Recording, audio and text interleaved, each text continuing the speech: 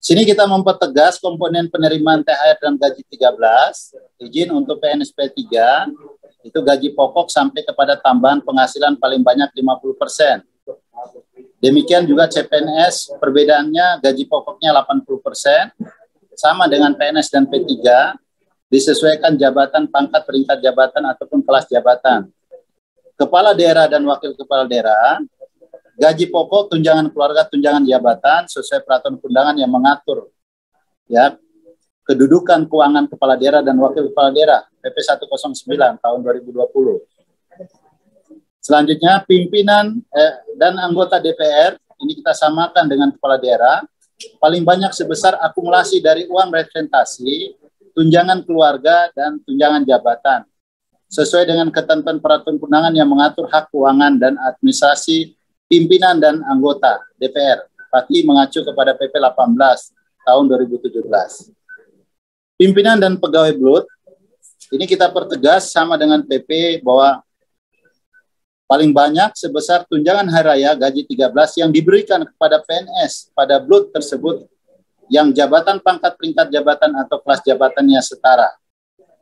Dan di sini kita pertegas THR dan gaji ke-13 tidak diberikan kepada PNS pada instansi daerah dalam hal sedang cuti di luar tanggungan negara. Selanjutnya, next slide. Pembayaran tunjangan hari raya, THR dan gaji ke-13 itu tidak dikenakan pajak penghasilan. Pajak penghasilannya dibebankan kepada APBD dan tidak dikenakan potongan iuran atau potongan lain. Selanjutnya, tunjangan hari raya gaji 13 yang dibayarkan tidak termasuk. Ini mempertegas TPG, TKG yang dibayar dari DAK non-fisik. Ada insentif, tunjangan atau insentif, misalnya teman-teman yang bekerja pada Dinas Pendapatan tidak mendapatkan insentif sesuai dengan PP 69 tahun 2010.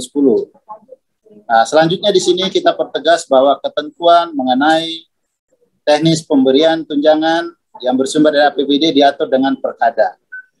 Ya. Selanjutnya next slide. Dari PP dan edaran yang ini kita minta pertegas langkah percepatan yang dilakukan oleh pemerintah daerah. Ya, langkah percepatan pembayaran THR dan gaji 13. Kita minta ini ada semacam afirmasi destinasi yang diberikan oleh Bapak Menteri Dalam Negeri, diminta mempersiapkan dan mempercepat penetapan perkada mengenai teknis pemberian tunjangan hari raya dan gaji ke-13. Ya, di mana perkada ini tanpa melalui proses fasilitasi oleh Menteri Dalam Negeri untuk provinsi atau gubernur untuk kabupaten wali kota, ya, termasuk kabupaten atau kota ya, termasuk di sini penjabat gubernur, penjabat bupati, wali kota tanpa melalui persetujuan Menteri Dalam Negeri. Jadi silakan perkadanya disiapkan, percepat penetapan perkadanya.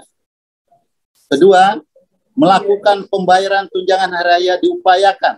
Ini kita minta diupayakan paling cepat 10 hari kerja sebelum tanggal hari raya yang didasarkan pada komponen penghasilan yang dibayarkan pada bulan April 2022 dan pembayaran gaji ke-13 diupayakan paling cepat bulan Juli yang dibayarkan didasarkan komponen penghasilan yang dibayarkan pada bulan Juni tahun 2022. Komponen penghasilan bulan April 2022 dan komponen penghasilan bulan Juni 2022 untuk gaji 13 bukan merupakan sebagai dasar perhitungan pembayaran dan hanya sebagai penentu kepastian komponen pembayaran THR dan gaji ke-13. Sehingga bagi calon PNS maupun P3 yang menerima TPP juga memperhitungkan komponen penghasilan yang tidak termasuk komponen perhitungan pembayaran THR dan gaji ke-13. Sehingga ini tidak masuk dalam perhitungan pertimbangan objektif lainnya pada tambahan penghasilan. Selanjutnya, bagi daerah yang belum menyediakan atau tidak cukup tersedia anggaran dalam APBD tahun 2022, pemerintah daerah segera menyediakan anggaran THR dan gaji 13 dengan mengoptimalkan pemanfaatan belanja gaji dan tunjangan pada APBD 2022 atau melakukan pergeseran anggaran mendahului perubahan APBD tahun 2022 yang bersumber dari belanja tidak terduga, penjadwalan ulang kegiatan, subkegiatan, atau memanfaatkan kas yang tersedia ya dengan melakukan perubahan perkada tentang penjabaran APBD tahun 2022 dan dilaporkan kepada pimpinan DPRD. Untuk selanjutnya ditampung di perubahan kalau kita melakukan perubahan, kalau tidak melakukan perubahan ditampung di laporan realisasi anggaran pemerintah daerah. Jadi kami mempertegas bagi daerah yang belum menyediakan atau tidak cukup tersedia, jalan keluar kita ada dua, memaksimalkan pagu belanja pegawai yang ada tanpa melalui proses pergeseran. Nanti kemudian akan ditambah di perubahan APBD. Kalau kita melakukan perubahan APBD, kalau tidak dilaporkan dalam LRA, atau Bapak Ibu melakukan pergeseran anggaran.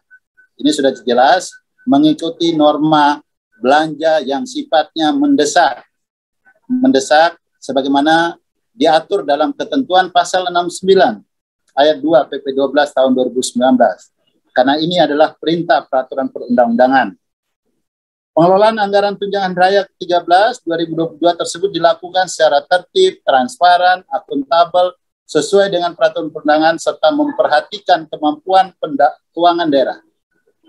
Selanjutnya, di sini kita meminta mohon kesediaan gubernur sebagai wakil pemerintah pusat untuk memonitoring kepada pemerintah kabupaten kota dalam penyediaan pembayaran tunjangan raya gaji ke-13 di masing-masing pemerintah kabupaten kota pada APBD tahun 2022.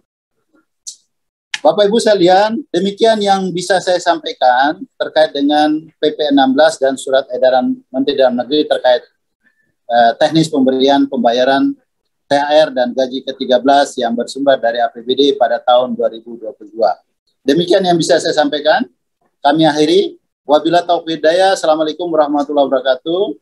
Selamat pagi. Salam sejahtera bagi kita semua. Salam. Om Santi Santi Om. Namo Buddhaya, salam kebajikan, salam sehat.